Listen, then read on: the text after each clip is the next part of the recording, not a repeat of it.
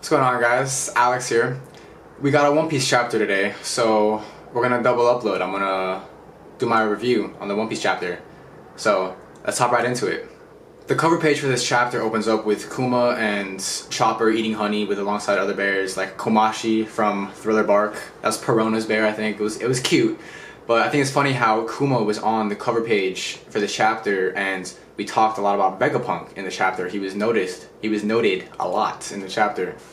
So the chapter opens up with Yonji talking to Sanji, and Sanji's explaining to him the clone soldiers that Germa possesses. They are all inside of like these glass tubes with like corks on the top, it looked like, and they apparently they grow from 0 to 20 years old in 5 years. So they can create 20-year-old males in 5 years and mass produce them.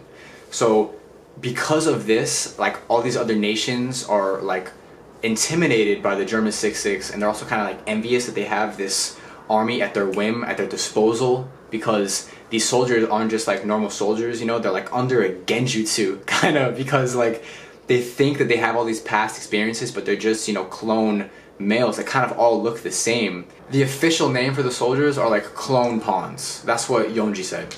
But basically, after Yonji finished explaining that to him, he starts talking about his father, or their father, Judge, and his connections with Vegapunk, and how Judge has been a scientist his entire life, and the German 6-6 revolves around technology. And this is a great way to bring in Vegapunk into the story, in my personal opinion.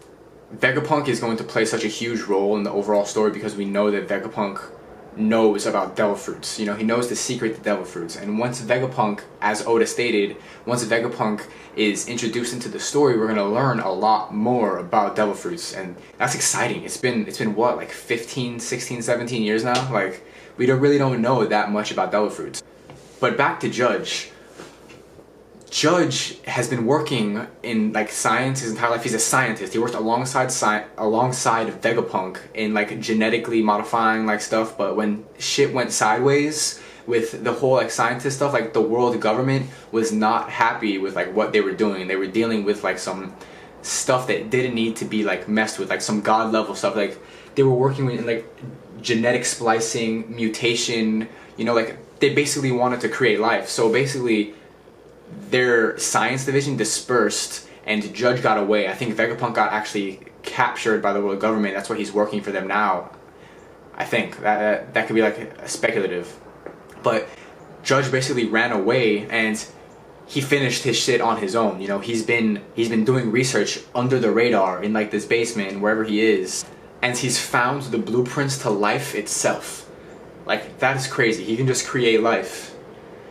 When you put it into perspective, it's some scary shit. So after Yonji's kind of finished explaining everything to him, like Sanji feels nauseous. He's like, you need to shut up, bro. Like, this is just retarded. Like, I can't believe I'm related to you guys. But as he's like explaining that to him, Ichiji and Niji come into play. They come into the panel, and Niji is a dick. We've known Niji's a dick. He beat up Cosette last chapter, like it was confirmed this chapter, and when Sanji sees Niji, he immediately just kicks him in the face, man. Like, he roundhouse kicks him in the face, and Oda is really good at drawing impacts. Like, you can see like Niji sliding along the floor, and you just like, you could tell Sanji kicked the shit out of him. And like, but like right after that, Niji like gets up and like vanishes and shows up right behind Sanji, and what's the name of this attack? He kicks him in the back, and the attack is called Henry Needle. And there's some sort of electricity involved in this attack because Sanji gets singed and burned, and it was like on some next level Toriko shit. You know how like Komatsu was like punched through the chest and like bulged out and shit? Like, think of that times like 5 or 10, like, and with like a kick. Like, Sanji got the shit like literally kicked out of him, man, and like he was like, there was like blood coming out of it. I fear for Sanji, man, you know, like, I'm a Sanji fanboy, and like when he gets hurt like this, you know, shit's getting real. But Niji kicks Sanji, and Ichiji then begins his spiel about how Sanji is like the runt of the litter, and how he's been a failure, and it's good to have you back in the family, brother, basically, you know, he's being condescending as fuck. And then that is when we get to like that's when like the shading comes to black and we shift into the backstory mode. Immediately, like, the first thing we see is, from the backstory, we see Judge and all 5 of the children. They're all standing there. Yonji, I'm not gonna say them off in like order, I don't speak Japanese, but Yonji, Ichiji, Niji, Sanji, and Reiju. And they're all standing there, and Judge is giving a monologue about how they are the heirs to the German like 6-6 kingdom, and how they're each gonna like, they're all gonna have their own armies. They're gonna be like the pillars of defense, or the pillars of justice or evil. They're like Nazis, so like, you can't even call it justice, but they're gonna be like the pillars of the strongholds of the German 66. And when you realize that like Sanji had like this preordained destiny, and that he was this prince, and like all of them, like all 5 of those children are genetically modified apparently, and maybe that explains like all of Sanji's powers, his Diablo Jumbo. We see like Niji with his electric powers, Ichiji definitely has some powers, Reiju has like these poison powers, Yonji's a pussy. But Sanji has like the Diablo Jumbo and like the fire and like the whole devil atmosphere about him.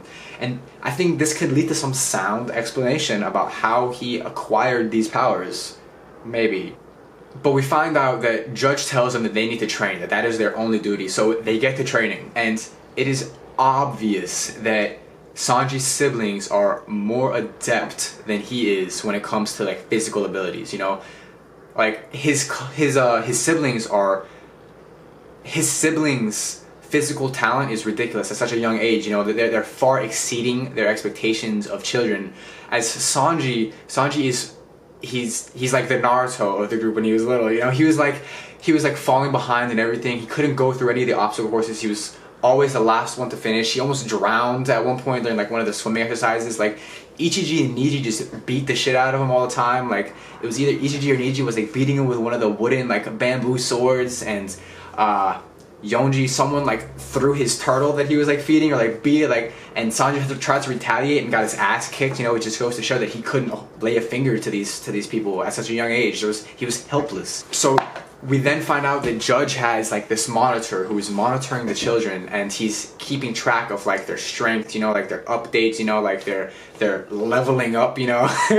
And Sanji's not leveling up at all. He's not, you know, he's stagnant. He's staying stagnant. He's not improving, and he's basically a normal human being, as like per quote by this guy. And when Judge hears that, he's like disgusted, because his son is not this genetically modified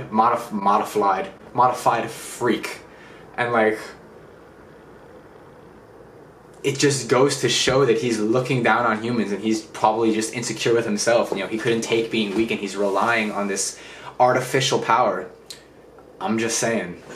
So when Judge finds out that Sanji's a normal human, he basically goes to his room and finds Sanji he cooked like this little like meal of something for like this mouse or this rat, and it was eating the meal. And when Judge sees that, he's like there's no point in keeping, you know, like, he says something about Sanji's mother, and it correlated to the fact that, you know, like Sanji's mother obviously cooked when she was like alive, you know. He said his late mother.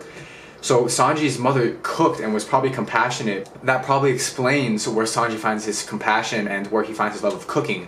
And Judge wasn't having any of it. He does not like the soft side to Sanji, and he basically throws the rat out the window. He smashed like something. I don't know what he did exactly, but it upset Sanji like so much that like it started making him cry. And like Judge said some fucked up shit, you know, like calling him like a failure and this and that. And Sanji's starting at this point to basically feel like the runt of the litter, you know. He's like the ugly duckling. So we start drawing to the end of the chapter, and we're in a cellar, obviously, like in like some jail area, and Judge has put like this collar and like muzzle helmet thing on Sanji, and it's really disturbing, you know, that this guy would put this on his child, you know. Like, I don't know how he's able to eat. It looks like something out of like Silence of the Lambs, like out of like a horror anime or some shit. And like, he's in this cell, like this dark ass cell, and his siblings are laughing at him. They're calling him like a piece of shit, and I don't think they call him a piece of shit, but they might as well, you know. They might as well just like spit on him while they're at it, like the way they're treating him, man. It's fucked up. And Sanji just like, he's not ignorant about it, but he's like, this is still his family. He's still a little kid. He's like, God, like what's going on? Like, get me out of here. Like, don't leave me in here alone. You know, like I don't want to be in here. It's dark. Like I'm gonna die in here and stuff. And it's like they just walk away, and like you just see him in this abyss, this dark like abyss, this cell, and like the chapter ends with him calling out to his father. You know, he wants his father's forgiveness for not being born super strong, not being born like gifted like his siblings. You know, and it's like it's sad because Sanji is gifted as fuck. He could probably beat the shit out of his siblings right now. I want him to beat the shit out of them. I want to see the fights. I want Neji to get his ass kicked, man. I'm telling you.